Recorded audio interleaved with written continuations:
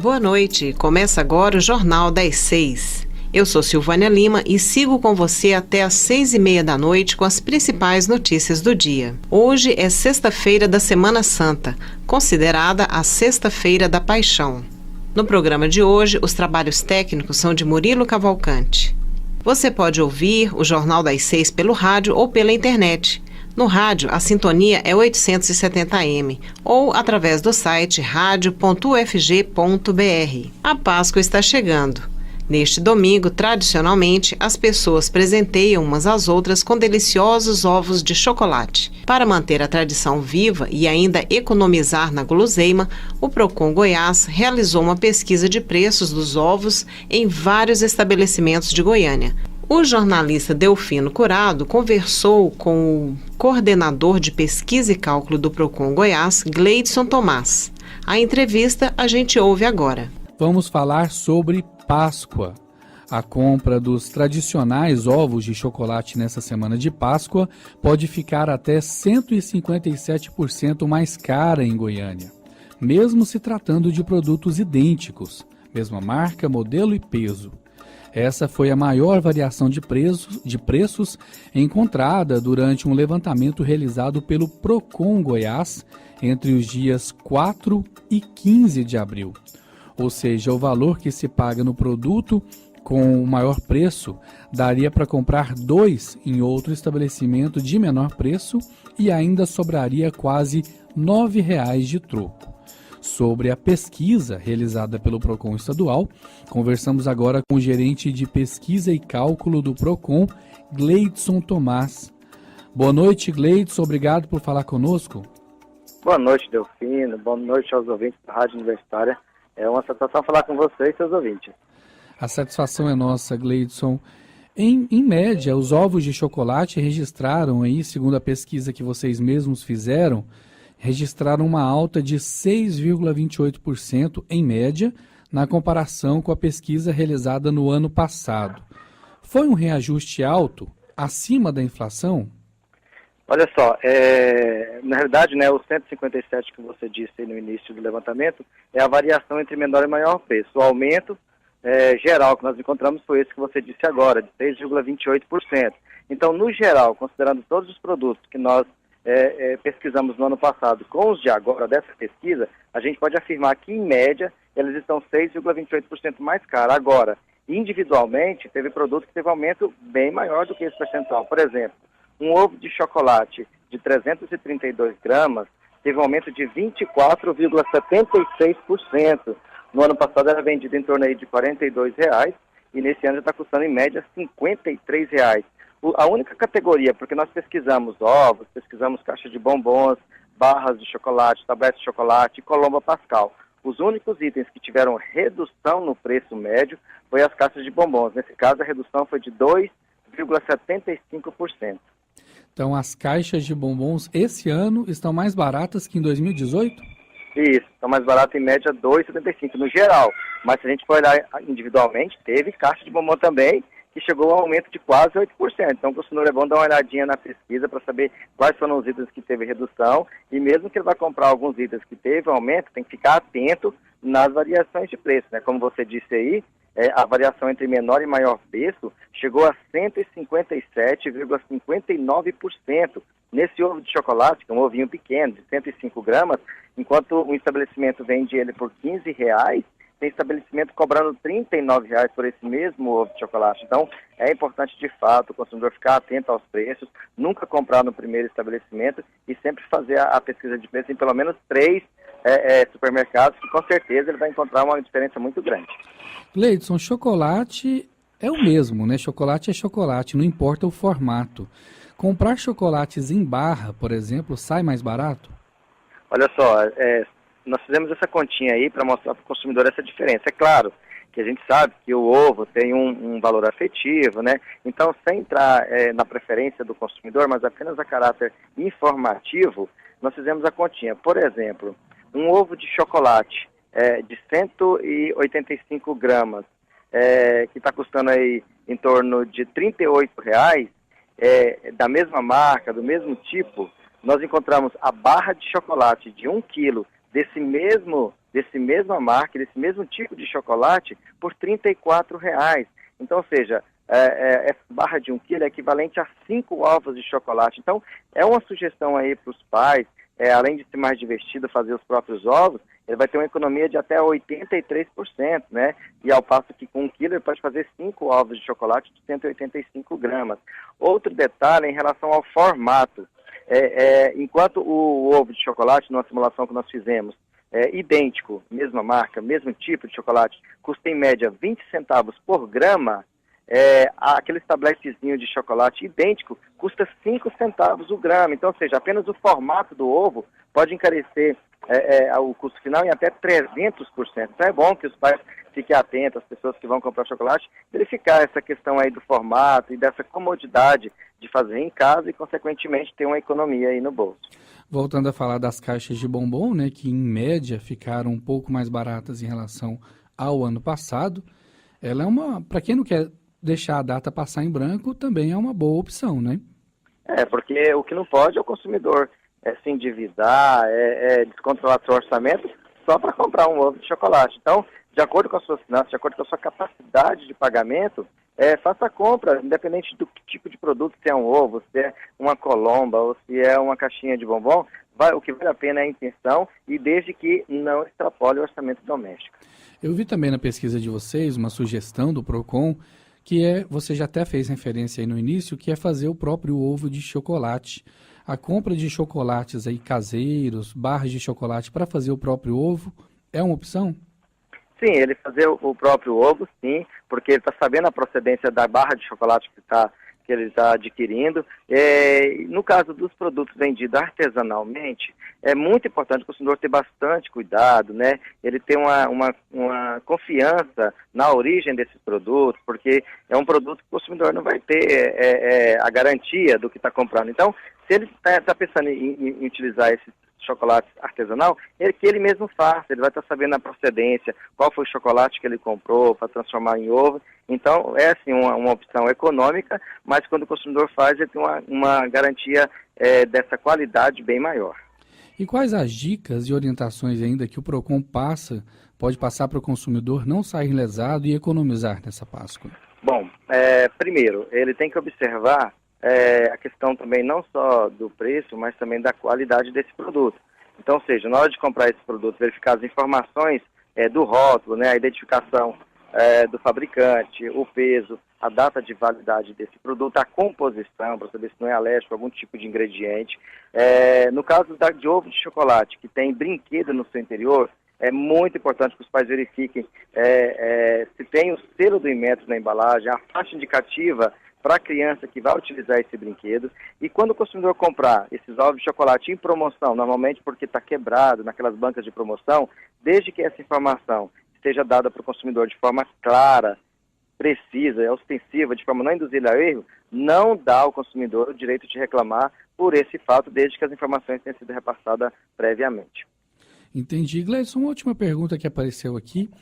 O que é que você acha, qual que é a orientação que o Procon passa para essas pessoas que às vezes querem comprar ovos de Páscoa, que não são um artigo de primeira necessidade, em 10 vezes, às vezes 12 vezes no cartão de crédito? Isso é uma boa coisa? De forma alguma. Na realidade, Delfino, esses produtos é algo que a pessoa compra de acordo com a sua folga do orçamento. Se ele vai comprar um ovo de chocolate parcelado no cartão, é porque, com certeza, a finança dele já está descontrolada. Então, ele está parcelando um produto.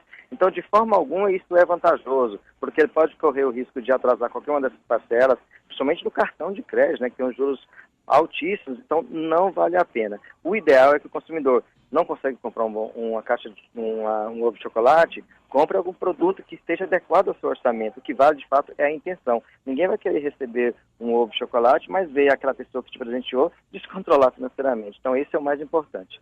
Essa pesquisa toda aí do Procon está no site? Sim, está disponível no site do Procon, que é o www.procon.go.gov.br. Ok, nós conversamos com o gerente de pesquisa e cálculo do Procon Goiás, Gleidson Tomás, que gentilmente falou conosco nessa noite. Muito obrigado, Gleidson, e até a próxima. Até a próxima, eu coloco à disposição de vocês.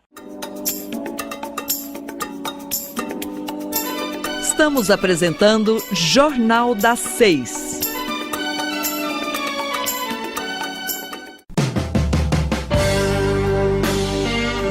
sábado você tem um encontro com os anjos da noite. Os mestres do blues, do soul, do rhythm and blues, em todas as vertentes da autêntica música negra. Uma produção da Rádio Câmara, divulgada pela Universitária de Goiânia. Sábado, sempre às 8 da noite.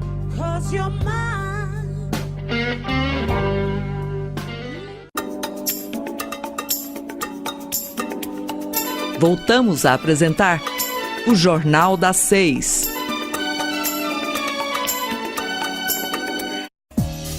Goiás tem a sua representação regional da Associação Brasileira de Comunicação Pública, ABC Pública. Para marcar a instalação da associação no estado, esta semana foi realizado o encontro com profissionais e dirigentes da área no auditório Jaime Câmara do Palácio Pedro Ludovico Teixeira, no centro da capital. Entre os presentes estiveram o presidente da ABC Pública, Lincoln Macário, a responsável pela associação em Goiás, Alessandra Lessa, e o especialista Jorge Duarte. O termo comunicação pública parece uma redundância da própria comunicação, que em si é uma ação voltada para o outro, para o público, para a sociedade, e que deve, portanto, tratar dos interesses desse público. A expressão chegou ainda com mais força nos últimos anos com a gestão da transparência e, na atualidade, com o apoio da tecnologia, significa interação e diálogo. Tudo isso reafirma o papel da comunicação como estratégico para as organizações. No Brasil, há algumas organizações que buscam promover e incrementar práticas da comunicação pública, apoiando e servindo de referência para outras empresas, como a Empresa Brasileira de Comunicação, EBC, referência para as rádios e TVs educativas, e a Associação Brasileira de Comunicação Pública, ABC Pública, que visa fomentar métodos e técnicas que contribuam para a cultura do conhecimento para a cidadania. Esta semana, um debate em torno do tema Transparência Pública, Desafios da Comunicação no Fortalecimento da Democracia, marcou o lançamento da ABC Pública Regional Goiás. Nós conversamos com o presidente da associação, Lincoln Macário, sobre os objetivos e desafios da ABC Pública. A ABC Pública parte do princípio de que estamos todos os profissionais da comunicação pública e também os consumidores de comunicação frente a uma quantidade enorme de desafios que as tecnologias trazem, mas também que a nova realidade do mundo mais complexa traz. E todos podemos enfrentar essa nova realidade complexa juntos. Mas para isso precisa haver comunicação. Precisamos que todos conheçamos as boas práticas, como cada um de nós tem enfrentado os seus desafios cotidianos. Então a ideia da ABC Pública é justamente colocar em contato os profissionais e também os ouvintes, telespectadores, consumidores interessados na melhoria da comunicação em contato, trocando as suas boas experiências, estimulando a reflexão em torno do fazer jornalístico, do fazer publicitário, do fazer em relações públicas, em comunicação organizacional, ou seja, os diversos desafios que diariamente são apresentados aos comunicadores. As mídias sociais, por exemplo, as diversas redes de comunicação que já existem e que estão por surgir, se colocam como desafio cotidianamente. Cada uma tem sua lógica, cada uma tem seu algoritmo. Os algoritmos, às vezes, condicionam como são as trocas de informação e é preciso compreendê-los, né? Compreender o seu comportamento. As linguagens se modificam, como interpretar essas linguagens, como dominá-las. São desafios que se colocam para a gente. Então, trocar informações a respeito desses assuntos, reconhecer as boas práticas, reconhecer os erros, aprender com os erros, né? Mas, acima de tudo, como transformar isso em conhecimento, transformar o que é uma cultura organizacional, eventualmente, num manual de boas práticas, transformar esse manual de boas práticas no serviço público em instruções normativas, para que dentro das mudanças de gestão que acontecem dentro dos órgãos públicos, não se perca todo o conhecimento adquirido numa gestão anterior, não se apague, não se delete, né? Não se despreze o que foi construído numa gestão anterior, mesmo que de partidos políticos diferentes. A gente sabe que Não é porque são de partidos ou de correntes políticas diferentes que tudo deva ser desprezado, tudo deva ser jogado fora. Ao contrário, a gente percebe que adversários em determinados temas, em outros, podem ser aliados. Na comunicação, cujo objetivo é prestar contas à sociedade, todos nós devemos ser aliados. A comunicação pública, em sua opinião, ela é uma ação que deve ser exercida apenas pelos órgãos públicos de comunicação ou ela interessa a toda empresa de comunicação? Na verdade, a comunicação pública ela deve ser desenvolvida por todos. Até mesmo empresas privadas podem fazer comunicação pública. Como é que a gente entende isso? A comunicação pública é aquela que tem o foco no cidadão, no interesse público.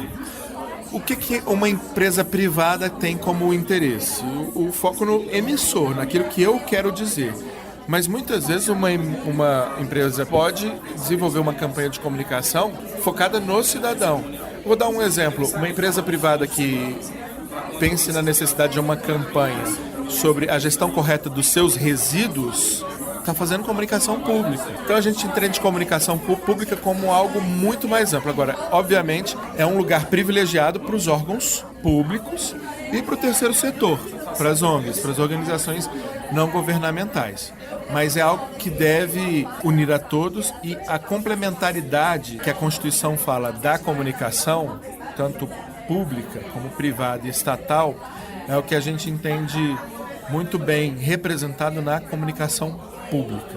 E como você avalia a comunicação pública hoje no Brasil? Que nível de avanço nós estamos e qual a importância dela na atual conjuntura? Bom, a comunicação pública hoje vive o que várias outras políticas públicas têm vivido, de avanços e retrocessos. Quer ver um exemplo? A nossa política de vacinação, que era reconhecida no mundo inteiro, sempre avançando, viveu um retrocesso recente. Nós estamos prestes a perder o nosso lugar no mundo de país de zona livre de sarampo.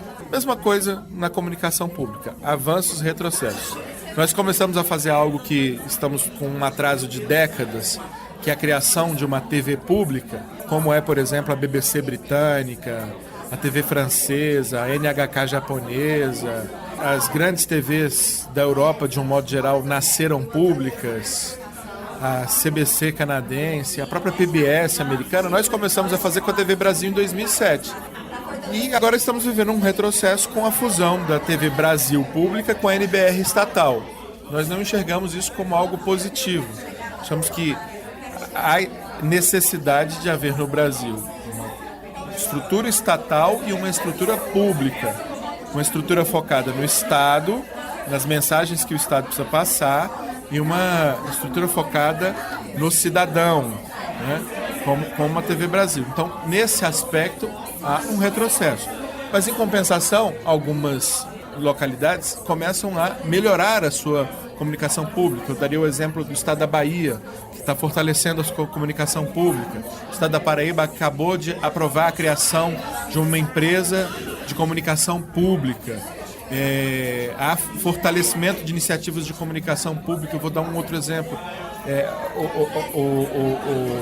O fortalecimento da comunicação pública da Secretaria de Meio Ambiente do Mato Grosso. Então a gente vê aqui e ali avanços e retrocessos. É da vida, é natural. A ABC Pública existe para apontar os retrocessos, criticá-los, apontar as boas práticas, torná-las conhecidas e estimulá-las a serem imitadas e aperfeiçoadas por todas as outras organizações públicas, privadas e do terceiro setor.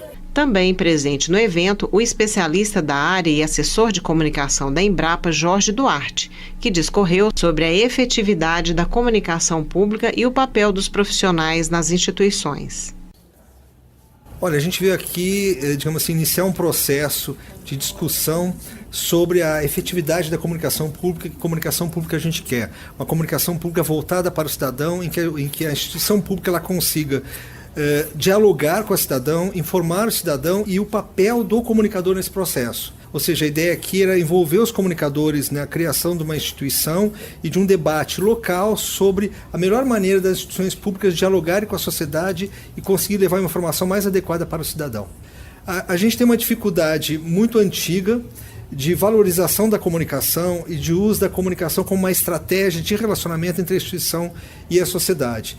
Com uma série de mecanismos novos, de instrumentos novos que existem hoje de comunicação, esse problema foi acentuado, esse desafio foi acentuado, e a gente está propondo a elaboração de estratégias, a elaboração de diagnóstico, maneiras de comunicação entre as organizações públicas e o cidadão seja mais efetiva.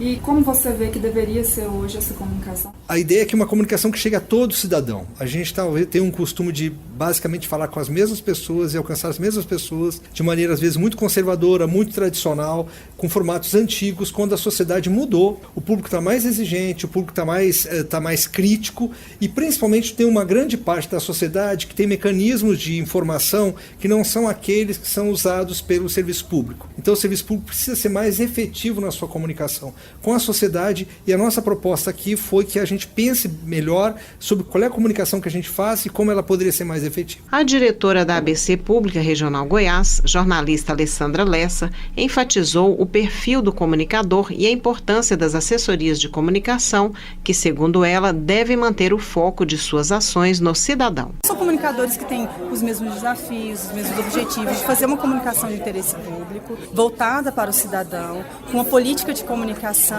que seja produzida em conjunto com a sociedade, não apenas pelo gestor público. Isso é muito importante. Então, é uma associação que surge desse sentimento, da necessidade de se fazer uma política de comunicação que faça uma comunicação voltada para o interesse de toda a sociedade, não só do gestor político, do gestor público que governa ou que entra em órgãos públicos naquele momento e que se serve de uma assessoria de comunicação como se fosse algo dele, algo privado. Não, a assessoria de comunicação faz parte de uma estrutura pública, né? E que, por causa disso, deve atender o interesse do cidadão. A seccional de Goiás existe desde quando? Desde o ano passado, em novembro, eu fui nomeada coordenadora, mas com o objetivo de que faça a projeção de uma coordenação aqui em Goiás. Então, estou muito feliz, porque o primeiro ato dessa coordenação foi chamar esse evento, que nós tivemos mais de 70 pessoas hoje participando aqui dessa discussão, e eu acredito que saio hoje daqui com uma coordenação maior, uma coordenação mais ampla, com representatividade em vários órgãos, né? Nós tivemos aqui Assembleia Legislativa, tivemos Ministério Público, Universidade Federal, próprio TCE, então eu acredito que saio daqui fortalecida com um time agora de comunicadores públicos que vão lutar para que as políticas de comunicação dos órgãos de fato atendam o interesse do cidadão. Estamos apresentando Jornal das 6.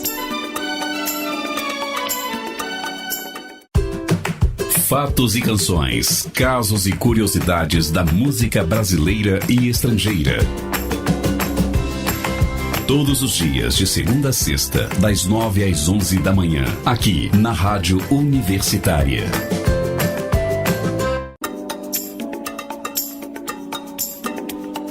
Voltamos a apresentar o Jornal das 6. Reforma da Previdência abre espaço para taxar vale-refeição. O texto da reforma da Previdência propõe que as alíquotas de contribuição para o INSS passem a incidir sobre rendimentos do trabalho de qualquer natureza, e não só no salário. Na prática, isso poderia incluir a taxação de benefícios como vale-refeição, férias e participação nos lucros. Segundo especialistas, caso aprovado, o artigo pode ter como efeito indireto a diminuição do salário dos trabalhadores e até afetar o comércio.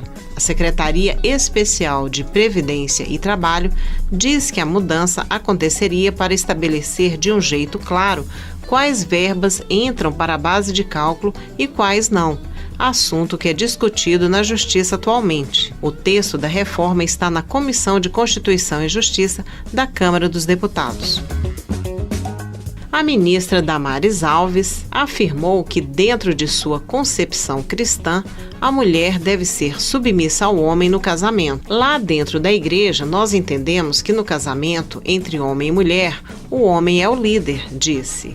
A fala foi feita durante a audiência terça-feira desta semana na Câmara. após um questionamento da deputada federal Alice Portugal, do PCdoB, sobre a flexibilização da posse de armas de fogo. A deputada Sâmia Bonfim, do PSOL, também perguntou à ministra sua posição sobre as armas, argumentando que o decreto pode ser prejudicial às mulheres e que casos de feminicídio podem aumentar. A ministra não soube responder. Protesto conhecido como Acampamento Terra Livre, que reúne indígenas de diversas partes do país, vai a Brasília nas próximas 2 semanas. O governo se prepara e escala Força Nacional de Segurança para reforçar a esplanada dos ministérios. Na próxima semana, Brasília deverá ser palco de uma série de manifestações. A principal delas é o tradicional Acampamento Terra Livre, que reúne indígenas de diversas partes do país. Com temor dos protestos já marcados, o Gabinete de Segurança Institucional pediu o emprego da Força Nacional na região central de Brasília pelos próximos 33 dias. Segundo o GSI, sob comando do ministro Augusto Heleno, e o Ministério da Justiça, sob chefia de Sérgio Moro, a iniciativa é preventiva, com o objetivo de desencorajar eventuais episódios de violência. Mas, para a líder da minoria no Congresso, Jandira Fegali, do PCdoB, a ação do governo é clara: tentar barrar as manifestações. Para denunciar a violação da Constituição brasileira, o estado de exceção que nós estamos vivendo aqui, isto é gravíssimo. Fora fascismo! Sem nenhum argumento para impedir a liberdade de manifestação. Não há argumento. Fascistas. A pedido do GSI, não há argumento para isso. Não sei se é por causa do 1º de maio, por causa dos índios, da greve da educação, da luta contra essa reforma cruel e perversa, mas isso é estado de exceção. A oposição ao governo apresentou um projeto de decreto legislativo para tentar sustar a portaria que determina o emprego da Força Nacional na esplanada.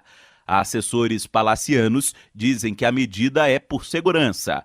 Segundo eles, o setor de inteligência identificou a intenção de movimentos sociais contrários ao presidente Jair Bolsonaro de se infiltrarem na manifestação dos indígenas. Para evitar manifestações como a ocorrida em 2017, quando Michel Temer autorizou o emprego das Forças Armadas, o governo teria se antecipado, atuando preventivamente com a Força Nacional. Agência Rádio Web, de Brasília, Yuri Hudson. O secretário adjunto da Fazenda, Esteves Colnago, disse hoje que não existe previsão de concurso público para o projeto de Lei de Diretrizes Orçamentárias de 2020. A premissa, neste momento, é a de não realização de concurso público, disse ele. A declaração foi feita durante a apresentação do texto, que agora vai para análise no Congresso Nacional. A Lei de Diretrizes Orçamentárias do ano que vem passará pelas 2 casas do Congresso ainda no 1º semestre deste ano. Os gastos com publicidade do 1º trimestre do governo Bolsonaro, do PSL, cresceram 63% em comparação com o mesmo período de 2018.